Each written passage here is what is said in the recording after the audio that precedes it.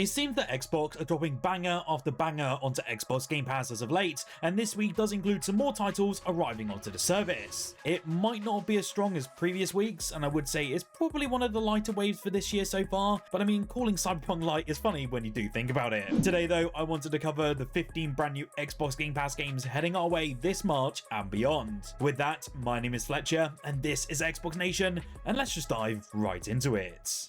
I'm going to be the first to break this current news on YouTube, and this is for a game that hasn't actually been announced for Xbox Game Pass during the Xbox post earlier today. Minishoot Adventures has just shadow dropped onto Xbox Game Pass, and you can play this insanely well received indie that landed back onto PC back in 2024 right now. As a brief overview, it is a twin stick shoot 'em up style Metroidvania with bullet hell elements, and it does all of those things pretty well. It has you piloting a small little spacecraft as you head into a handcrafted world full of deep caves, lots and lots of enemies, and tons of secrets. Some even describe it as a simplified Zelda game mixed with twin stick shooter elements, which is utterly hilarious. Again, it is available as of today, and it will be available on Ultimate, Premium, and PC. Landing on the 4th of March is the addition of F1 25, and with the new season of Formula 1 about to start very shortly, because it is race week, it's great to see this being added, especially as F1 26 is meant to be a DLC expansion to this entry. Like any Formula 1 game though, this one has you racing as your favourite F1 drivers in single player, co-op, or even online. I know this entry did have a real emphasis on the multiplayer this time around, and for what I played, it was a pretty decent one, but then again, it just seems like the usual fare to be honest. I know this did have a return as well of the Breaking Point story mode, which is definitely worth playing if you've ever experienced it, and it is also said that Game Pass Ultimate subscribers will get some additional benefits, including a 5,000 XP boost. It does seem like a pretty decent package overall, but I would be keen to hear what your favourite F1 team is in the comments below. Planet of Lana 2 Children of the Leaf finally lands onto Xbox Game Pass this week on the 5th of March, and this is one indie that you definitely won't want to miss. This is of course the follow-up from the original Planet of Lana, and it will once again follow Lana and her lovable companion Mui, but this time they will be delving deeper into Novo to figure out the secrets of why they came to be and what else has occurred on this alien planet. You can expect a really gut-wrenching story without the need for real-world dialogue, and that's all alongside some great platforming and a ton of puzzles for you to solve. The devs have also added in a ton of new features which look set to expand the world of Planet of Lana and bring a ton more variety at your fingertips. I have played and also completed the game, and I fully 100% it, and you can expect my full review on the 4th of March alongside an achievement guide as well. Do make sure to subscribe down below, as you certainly won't want to miss those videos. I cannot believe we're still getting simulation games, and at some point surely they just have to run out of some of them. Well, in some good news for all of you wanting to take on the role of a construction worker, then Construction Simulator will be landing on the 10th. In this one, you start as a young guy that proved himself to his mentor and then earned the right to take over his company as he retired. It's a very well balanced game. It's just goofy enough that you don't have to take it too seriously, but just serious enough that you feel like you're actually doing something proper. But this isn't a construction simulator in that traditional sense. It's more a sort of heavy equipment operator simulator. You will hardly spend any time outside of your vehicle, and that can be a little bit of a dismay to many out there. It's still very much vehicle based though, and judging by the reviews, is very positive on that front alone. I do expect this will find an audience, but this one's definitely not for me for this week. Game Pass really is having a stormer of the year so far, and we've seen so many big games landing onto the service. If this price increase means games like this, then yeah, it seems totally worth it in my opinion these days. Cyberpunk 2077 is finally landing onto Xbox Game Pass on the 10th of March, and I cannot wait personally to dive back into the world of Night City. Ultimately, this world and the design that CD Projekt Red really accomplished here is nothing short of remarkable, and it's great to see it finally being praised after those massive updates that were so sorely needed. I know many were actually put off grabbing this game due to the awful launch, and rightly so, but with all the game overhauls and also the fantastic DLC being added, there's no better time to dive into this one. Ultimately, it is an open world action RPG, so expect a lot of guns, a lot of melee combat, vehicle chases, and choices that matter, and so much more. It's still hard for any game to really replicate what Cyberpunk achieved, and it's totally worth diving into if you do get the chance.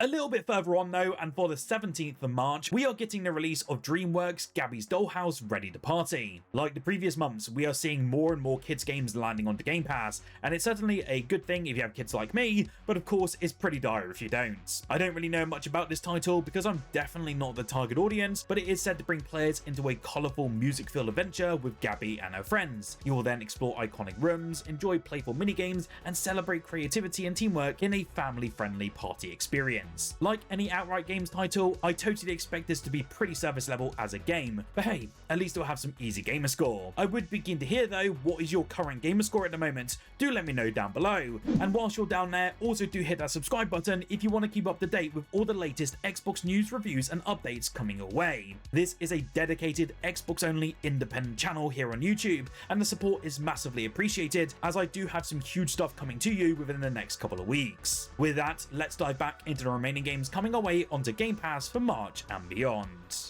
After a very slight delay outside of the original January release date, Nova Roma is officially coming to Xbox for PC via Game Preview on the 26th of March. It is also said to be day one onto Xbox Game Pass, which is incredible, and we've been seeing way more PC-only Game Pass releases this day and age. This one though, if you aren't familiar and haven't watched any of my previous videos, is essentially a city builder game that's focused on building a new Roman Empire away from your original one. And yes, as you can clearly see, it is a low poly version of essentially Anno. You'll have to build your empire up for nothing, gain new citizens and new resources, and then ultimately fuel your empire and its many buildings that you'll accomplish. From residencies to giant dams, there's a little something for everyone, and they're now also including some extra bits and pieces like tornadoes, sandstorms and other weather effects. Honestly, the stuff that they're adding already in this early access period looks fantastic, and I really can't wait to see what the full-blown game looks like in say a year or two time. I'm actually looking forward to trying this one out, but do let me know if you want to see a review on this in the near future.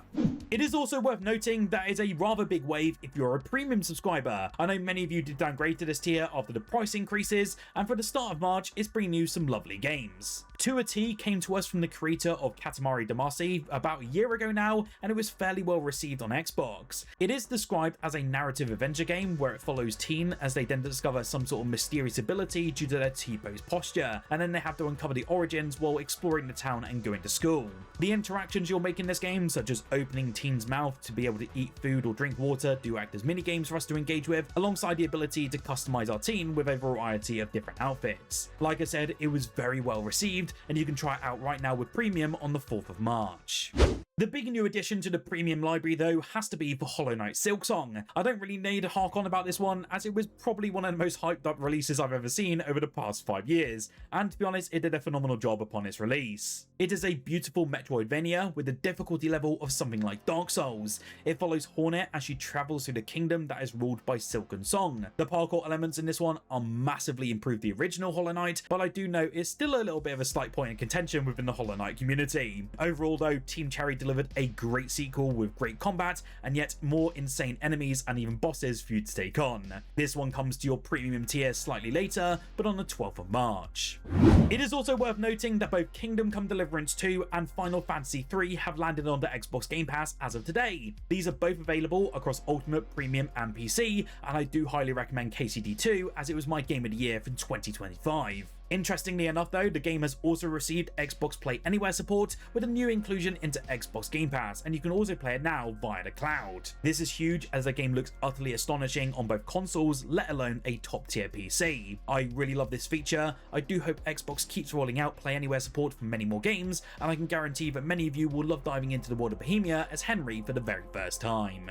It is worth mentioning that there's a massive update which is coming to Warzone, which I have to highlight as it's pretty huge in terms of a reveal which happened yesterday. Black Ops Royale is landing soon, and it's meant to be a new free mode inspired by Blackout, but of course reimagined for Warzone. This one's going to be set on the map of Avalon, and every match begins on a level playing field. The COD devs have already mentioned that there's going to be no loadouts, no buy stations. It's essentially just you, your pistol, and your knife, and then just going around to get the best gear possible and take on your different opponents. I do feel this could actually be a very decent shake-up to Warzone that is sorely needed, as the reputation of this game over the past couple of years has certainly plummeted quite a lot. Still, it seems like a very decent update, and it will arrive on the 13th of March for console, cloud, and PC.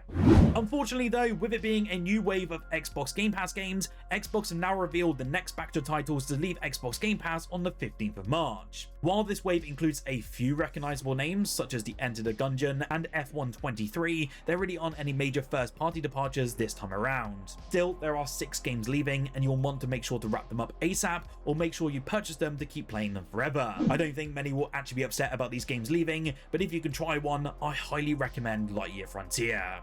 In case you did miss the news as well, the rail grinding train game known as Denshattack will launch on the 17th of June, and this one will also be launching day one onto Xbox Game Pass. We had a further look alongside this release date of what this game is now including, and honestly, it's looking absolutely bonkers, but in the best way possible. I get massive Jet Set Radio vibes every single time from this one, although I do know this one's on rails and now has us taking on different trains and kaiju bosses. I do suspect this one will be an Ultimate and PC in June, but do expect me to cover this in a review nearer the time.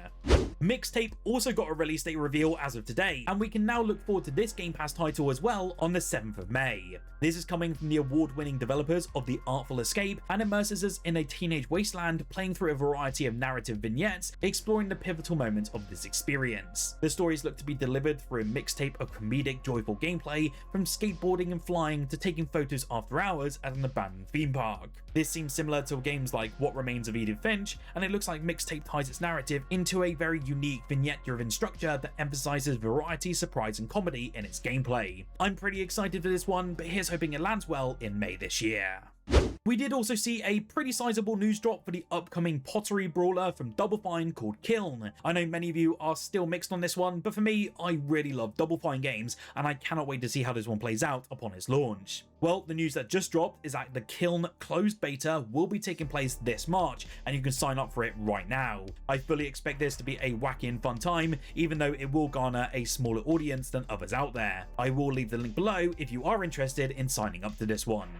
As a very quick note as well, there has been some more news about the upcoming Doom the Dark Ages DLC. Believe it or not, it's almost been a year now since Doom the Dark Ages released on Xbox Game Pass. Bethesda and id Software promised a campaign expansion for some time after its release. Speaking on a recent Slayers Club livestream via Games Radar, Doom the Dark Ages director Hugo Martin talked about the gap from the main game launch to the upcoming DLC, and how this expansion is massive and like a sequel to the Dark Ages in a big way. In addition to what feels like a DLC that's quite large in scope, Martin also mentioned that the expansion is nothing like the main Dark Ages campaign, hinting that the team will be heading in a completely different direction with its upcoming add-on. I am really hyped to see what is coming, and hopefully we get some more news about it very soon. But do let me know what you think about this Doom DLC. Did you play Doom the Dark Ages? Let me know down below. Whilst down there, hit that like button if you did enjoy, and subscribe for more Xbox content on a daily basis. If you want to check out the huge Xbox update that also occurred over this last week, then do check out the video on screen now.